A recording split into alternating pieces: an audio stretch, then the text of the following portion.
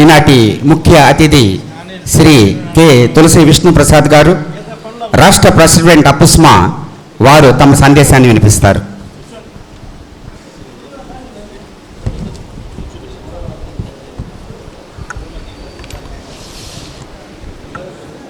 అందరికీ నమస్కారం. ఇది నేను 3వ తారీఖు నుండి ఈరోజు దాకా, ఇవాళ మధ్యాహ్నం నెల్లూరు, రేపు తిరుపతి, ఎల్లుండి తణుకు, ఇదే రోజున వైజాగ్లో చాలా ఘనంగా జరుగుతుంది. గడిచిన కొద్ది రోజులుగా ఎవరైతే మన ప్రైవేటు విద్యా సంస్థలకి బ్లడ్ అండ్ ఫ్లెష్, రక్త మాంసాలు ఎవరో, హార్ట్ అండ్ సోల్ ఎవరైతే ఉన్నారో, ఈ ప్రైవేట్ విద్యా సంస్థలన్నీ ఇలా పచ్చగా వెలగటానికి కారణమైనటువంటి కథానాయకులు, కథానాయికలు వారే మీరు, ఉపాధ్యాయులు, ఉపాధ్యాయునులు. మిమ్మల్ని ఈ విధంగా గౌరవించటం మాకెంతైనా సంతోషం. మొదటగా ఒక విద్యార్థి లేదా ఒక చిరంజీవి జన్మించిన తర్వాత అమ్మ నాన్నలు వారిని లాలిస్తారు, పాలిస్తారు, నడక నేర్పిస్తారు, మాట నేర్పిస్తారు. కానీ 3.5-4 సంవత్సరాల వయసు వచ్చేసరికి ఇంకా వాళ్ళకి అమ్మ నాన్నలే కానీ గురువులు కాలేరు. అప్పుడు ఆ అమ్మ నాన్నలు ఎంతో విశ్వాసంతో ఎత్తుక్కుంటూ ఒక ప్రైవేటు పాఠశాలకు వచ్చి, మా అబ్బాయిని మీ చేతుల్లో పెడుతున్నాం, మా అబ్బాయిని ఒక మంచి మనిషిగా తయారు చేయండి, ఒక యాక్టివ్, అలర్ట్, రెస్పాన్సిబుల్ సిటిజన్గా తయారు చేయండి అని చెప్పి మనకు అప్పచెప్తారు. ఆ విధుల్లో మనం విజయం సాధిస్తున్నాం. కాబట్టే ఈ రోజున భారతదేశంలో 22 కోట్ల మంది విద్యార్థులు పాఠశాలల్లో ఉంటే అందులో దాదాపు 60% మంది విద్యార్థులు ప్రైవేటు విద్యా సంస్థల్లో ఉన్నారు. అలాగే ఆంధ్రప్రదేశ్ని తీసుకుంటే ఆంధ్రప్రదేశ్లో మొట్టమొదటిసారిగా గత సంవత్సరం 49.5% ఉన్నారు. యూడైస్ డేటా చెప్తున్నాను నేను. ఈ రోజున 55%, అంటే దాదాపుగా 40 లక్షల మంది చిల్లర పిల్లలు మన దగ్గర ఉంటే 28 లక్షల మంది పిల్లలు మాత్రం ప్రభుత్వ పాఠశాలలో ఉన్నారు. ఇది ఎగ్జాక్ట్గా ఒక 9-10 సంవత్సరాలు వెనక్కి వెళ్తే 28 లక్షలు మన దగ్గర ఉంటే 40 లక్షలు ప్రభుత్వ పాఠశాలలో ఉన్నారు. నేను చెప్తున్న ఈ లెక్క 5 లక్షల మంది, దాదాపు 5 లక్షల మంది విద్యార్థులు ఎల్కేజీ, యూకేజీ విద్యార్థులు కాకుండా చెప్తున్నా నేను. సో ఎవరు కాదన్నా, ఎవరు అవునన్నా, అవుననాల్సిందే ప్రైవేటు విద్యా సంస్థల్ని, ప్రైవేటు విద్యా సంస్థల వ్యవస్థని. దీన్ని తక్కువ చేయటం, అవమానపరచడం, దాడులు చేయటం, వీటన్నిటినీ కూడా మనందరం కూడా ఎన్నో సంవత్సరాలుగా ప్రయత్నం చేసి మొన్న ఆగస్టు 1వ తేదీ మన విద్యాశాఖ కమిషనర్ ఒక ప్రొసీడింగ్స్ రిలీజ్ చేశారు. ఆ ప్రొసీడింగ్స్ ప్రకారం పాఠశాల ప్రాంగణంలోకి రావాలంటే ఖచ్చితంగా వాళ్ళు తల్లిదండ్రులు అయి ఉండాలి, లేదా మన స్కూల్ మేనేజ్మెంట్ కమిటీ మెంబర్స్ అయి ఉండాలి. అంతేగాని ఏ ఇతరులు రాజకీయ పార్టీలతో సహా, సంఘాలతో సహా ఎవరు కూడా గుంపులుగా లోపలికి రావడానికి అవకాశం లేదు. అలా వచ్చేట్లయితే వారి మీద మనం తగు చర్యలు తీసుకోవడానికి, ప్రభుత్వ అధికారులకు కంప్లైంట్ ఇవ్వడానికి, వాళ్ళ మీద పోలీస్ కేసులు పెట్టడానికి మనకు అవకాశం ఉందని చెప్పి మీకు తెలియజేస్తున్నాను. ఇది కృష్ణారెడ్డి గారు సారథ్యంలో ఎన్నో సంవత్సరాలుగా చేస్తున్న ప్రయత్నం ఇప్పటికీ సాఫల్యమైంది. అయితే మనం అడిగింది ఒక యాక్ట్ అడిగాము, సరే ఒక ప్రొసీడింగ్స్ ద్వారా ఇచ్చారు, ఎంతలో కొంత మనకి ఉపశమనం జరిగింది.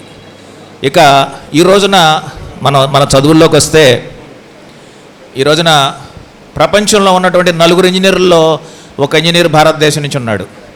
ప్రపంచంలో ఉన్న 4 డాక్టర్లలో ఒక డాక్టరు భారతదేశం నుంచి ఉన్నాడు.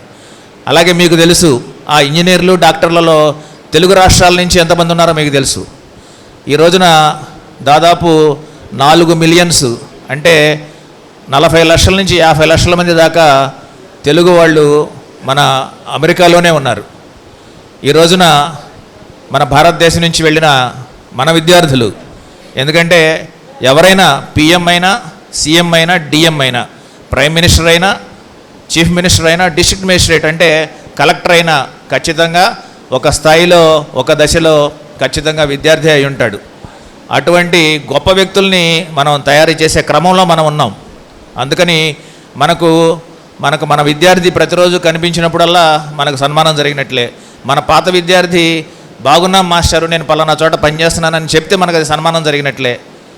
ఈ విధంగా అనునిత్యం మీ పాఠశాలలో మీరు పాఠాలు బోధించే 4 సెక్షన్ల విద్యార్థినులు మిమ్మల్ని ఒక అమ్మలాగా, ఒక గైడ్ చేసే, ఒక దారి చూపించే, ఒక పాఠాన్ని నేర్పించే, ఒక నాలెడ్జ్ అండ్ విజ్డమ్ ఈ రెంటిని అందించే ఒక సమున్నతమైన వ్యక్తిగా మిమ్మల్ని చూస్తారు. అది మీరు పొందే గొప్ప గౌరవం. అలాగే ఆ విద్యార్థులు మన పాఠశాలలోంచి బయటకు వెళ్ళి ఒక ఉన్నత స్థానాలకు చేరి ఈ రోజున మీకు బాపట్ల జిల్లాకు వచ్చిన వినోద్ అనే ఒక 2015 ఐఏఎస్ ఆఫీసర్ వచ్చారు. ఆయన నాకు బాగా పరిచయం. నాకు అట్లా మా పాఠశాల నుంచి 2011లో 26th ర్యాంక్తో ఒక ఐఏఎస్ ఆఫీసర్ మా క్యాంపస్ నుంచి వెళ్ళారు. ఇప్పుడు మధ్యప్రదేశ్లో పనిచేస్తున్నారు. ఇదంతా కూడా మనం మన దేశాన్ని, మన రాష్ట్రాన్ని, మన చుట్టూ ఉన్న సమాజాన్ని నిర్మించే వ్యక్తులు ఎవరైతే ఉన్నారో వాళ్ళంతా కూడా ఒకప్పుడు మన విద్యార్థులే. ఇది మనందరం కూడా గర్వించాల్సిన విషయం, మనమంతా కూడా గౌరవింపబడాల్సిన సమయం. దాంట్లో భాగంగానే ఈరోజంతా మనం ఇక్కడికి వచ్చాం. కానీ మన విద్యా వ్యవస్థలో ఉన్న ఒక లోపం గురించి కూడా మనం చెప్పుకోవాలి. ఇప్పటి వరకు భారతదేశం ఒక యూపే లాంటి ఒక యూనిక్ ప్రోడక్ట్ని తయారు చేసిన తప్ప గొప్పగా ఇదిగో భారతదేశం నుంచి ఇది వచ్చిందని చెప్పుకోవడానికి ఏమీ లేవు. దాదాపుగా ఒక 25-30 సంవత్సరాల క్రితం యాహూ అనే ఒక యాప్ ఉండేది. అదే మన మెసెంజర్ ఏమంటాం మనం, గూగుల్ ఇప్పుడు ఎట్లయితే చేస్తున్నాం అట్లా యాహూను యూజ్ చేసేవాళ్ళు. ఇప్పుడు ఆ company it's no longer there. దాన్ని ఒక పంజాబ్కు చెందిన వ్యక్తి దాన్ని తయారు చేశాడు. అట్లా గొప్ప ఆలోచనలు చేసి గొప్ప మరి ఉత్పత్తుల్ని తయారు చేసి ప్రపంచానికి మార్గదర్శనం చేయాల్సిన విషయంలో మాత్రం మనం కొంచెం వెనకబడి ఉన్నామని చెప్పాలి. అందుకని మనకి పేరేంటంటే చీమల బారులో వెళ్ళే మనం సర్వీస్ సెక్టర్లో పనిచేయడానికి పనికొస్తాం, కానీ పరిశోధనల్లో అయితే మాత్రం మనం వెనకబడి ఉన్నాం. దీని గురించి కూడా మనం ఆలోచన చేయాల్సిన విషయం ఉంది. ఈ రోజున సస్టైనబుల్ గోల్స్ ఏవైతే ఉన్నాయో వాటిల్లో మనం 128వ స్థానంలో ఉన్నాం 120 దేశాల్లో. మరి జీడిపికి అయితే వచ్చేసరికి 3వ స్థానాన్ని కూడా వెళ్ళబోతున్నామని చెప్తున్నారు. కానీ గ్రాస్ జీడిపి ఏదైతే ఉందో ప్రతి వ్యక్తికి ఉండే ఆదాయాన్ని లెక్కేస్తే మాత్రం చాలా వెనకబడి ఉన్నాం మనం. ఆ విషయాన్ని కూడా మనం గుర్తుంచుకోవాలి. అలాగే మన బోధనా క్రమం ఏదైతే ఉందో మనం తరగతి గదిలోకి వెళ్ళి మీరు సెల్ ఫోను ప్రతి 6 నెలలకి అప్డేట్ అవుతుంది, మీకు తెలుసు. అలాగే టీవీలు ప్రతి 6 నెలలకి అప్డేట్ అవుతున్నాయి, కంప్యూటర్స్ ప్రతి 6 నెలలకు అప్డేట్ అవుతున్నాయి. అలాగే మన ఉపాధ్యాయులు కూడా కంటిన్యూస్గా అప్డేట్ అవుతూ ఉండాలి. నేను 10 సంవత్సరాలుగా చెప్తున్నాను, 20 సంవత్సరాలుగా చెప్తున్నానని అదే పాఠాన్ని అదే రీతిలో అలాగే బోధిస్తే మీరు నేర్చుకోనట్టే. అంటే విద్యార్థికి బోధన చేయాలంటే ఉపాధ్యాయుడు కంటిన్యూస్గా లెర్నర్ అయి ఉండాలి, కంటిన్యూస్గా నేర్చుకుంటూ ఉండాలి. ఆ విషయాన్ని మర్చిపోవద్దు.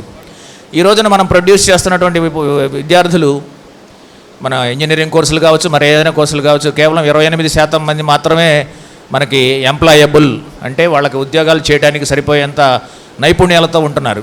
మిగిలిన వాళ్ళు అలా ఉండట్లేదు అనేది ఒక కంప్లైంట్, మీ అందరికీ తెలుసు అది కూడా.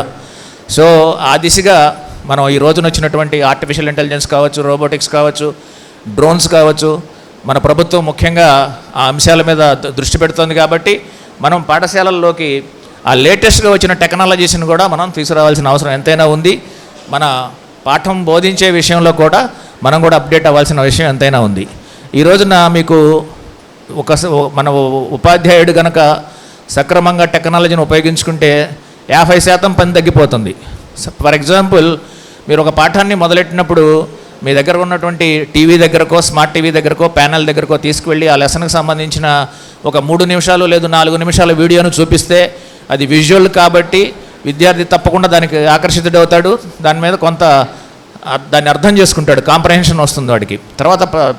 తర్వాత తరగతి గదిలోకి వెళ్ళిన తర్వాత అదే పాఠాన్ని బోధిస్తూ కంప్యూటర్లో గూగుల్ చేయని, లేకపోతే మొబైల్లో గూగుల్ చేయరా ఈ పాఠాన్ని గురించి అని చెప్తే ఇది లెర్నింగ్ టుగెదర్. విద్యార్థి మనము ప్యారలల్గా సబ్జెక్ట్ నేర్చుకుంటూ ముందుకు వెళ్ళొచ్చు. మన పాత తరగతి గదిలాగా 40 మందిని కూర్చోబెట్టి బ్లాక్ బోర్డు మీద బొమ్మలు వేయాల్సిన పని లేదు. ఏ బొమ్మకైనా సంబంధించిన విషయాన్ని మీరు స్మార్ట్ ప్యానెల్ దగ్గర తీసుకెళ్తే 3Dలో చూపించడానికి అవకాశం ఉంది. బొమ్మ అంత కష్టపడి బోర్డు మీద వేయాల్సిన పని లేదు. క్వశ్చన్ పేపర్ సెట్టింగ్ కూడా మీరు చేయాల్సిన పని లేదు. చాలా యాప్స్ ఉన్నాయి, దాంట్లోకి వెళ్ళి A+ విద్యార్థులకు ఏం క్వశ్చన్ పేపర్ ఇవ్వాలి, కొంచెం యావరేజ్గా ఉన్న విద్యార్థులకు ఏం క్వశ్చన్ ఇవ్వాలి, వెనకబడిన విద్యార్థులకు ఏం క్వశ్చన్ పేపర్ ఇవ్వాలనేది మీరు వెంటనే ఇస్తే, ఆ లెసన్ పేరు ఇస్తే వెంటనే మీకు క్వశ్చన్ పేపర్స్ బయటకు వచ్చే పరిస్థితి ఉంది. కాబట్టి మనం ఈ విధంగా స్మార్ట్గా టీచర్ కన్వర్ట్ అయితే ఈ ఉపాధ్యాయ బోధన కూడా చాలా తేలికవుతుంది. ఈ రోజున మీరు చూస్తే సింగపూర్ చాలా చిన్న దేశం, ఒక చిన్న ఐలాండ్. ఆ సింగపూర్లో ఉన్న రెండే యూనివర్సిటీలు ఉన్నాయి సింగపూర్లో. అవి 10-11 స్థానాల్లో ఉన్నాయి. మన ఐఐటీలు 200 ర్యాంకుకి వెనకబడి ఉన్నాయి. ఇంకా మనం అనుకునే ఐఐటి మెడ్రాస్, ఐఐటి, మరి ఇవన్నీ కూడా, నేను ఎన్ఐటి వరంగల్ స్టూడెంట్ని ఒక 40 సంవత్సరాల క్రితం. ఇవన్నీ కూడా ఎక్కడ ప్రపంచ స్థాయి ర్యాంకుల్లో ఎక్కడా లేవు. దీనికి కారణం ఏంటంటే మన ప్రొఫెసర్సు, మన ఉపాధ్యాయులు, మనం అందరం కూడా కంటెంట్ పాఠం చెప్పడం, దాన్ని ప్రశ్నల్లోకి మార్చడం, దాన్ని ఒక స్లిప్ టెస్ట్ పెట్టడం, ఒక క్వార్టర్లీ ఎగ్జామ్ లేదా ఒక హాఫ్ ఇయర్లీ ఎగ్జామ్, ఒక ప్రోగ్రెస్ రిపోర్ట్, ఆ రిపోర్ట్లో 90, 100 కనిపించాలి. మనం దానికోసమే పనిచేస్తున్నాం. కానీ ఈ సింగపూర్ లాంటి దేశాల్లో, హాంకాంగ్ ఉంది, హాంకాంగ్లో ఉన్న 2 యూనివర్సిటీలు కూడా 20-21 ర్యాంకుల్లో ఉన్నాయి. మా అబ్బాయి హాంకాంగ్ యూనివర్సిటీలో చదివాడు కాబట్టి నాకు తెలిసి చెప్తున్నాను నేను. అంటే ఎప్పుడూ కూడా మన ప్రొఫెసర్స్ వాళ్ళంతా కూడా, ఇంజనీరింగ్ కాలేజీలు వాళ్ళంతా కూడా పరిశ్రమలతో అనుసంధానం అవ్వాలి. మనం ఎంతసేపటికి పేపర్స్ ప్రొడ్యూస్ చేయడం, ఇంకోటి చేయడం కాకుండా, ఎప్పుడైతే ఎంటర్ప్రినర్షిప్ని పాఠశాలలోకో లేకపోతే ఒక ఇంజనీరింగ్ కళాశాలలోకి తీసుకొస్తే అప్పుడు ఒక మార్కెటబుల్ ప్రోడక్ట్ ఒకటి తయారు చేయడానికి వాళ్ళకి అవగాహన కలుగుతుంది. అది చేయనంత వరకు మనం వెనకబడే ఉంటాం. సో మరి రాబోయే రోజుల్లో మీరు మరింతగా నైపుణ్యాలు పెంచుకుని మరింతగా అందరితో గౌరవింపబడాలని, మనం ప్రొడ్యూస్ చేసే విద్యార్థులు అయితే ఎవరైతే ఉన్నారో వాళ్ళ భవిష్యత్తులో ఉత్తమ పౌరులై మన దేశాన్ని, మనల్ని ఇంకా ముందుకు తీసుకెళ్లాలని మీ అందరికీ, దాదాపుగా ఇక్కడ ఉన్న వాళ్ళకి 99% మందికి నేను పెద్దండి. నాకు 64వ సంవత్సరం. బహుశా పారసాద్ గారు నాకంటే పెద్దాళ్ళేమో. సో మీ అందరికీ నా ఆశీస్సులు, బెస్ట్ బ్లెస్సింగ్స్. అండ్ నేను మీకు అందరికీ ధన్యవాదాలు నాకు ఈ అవకాశం ఇచ్చినందుకు. నమస్కారం.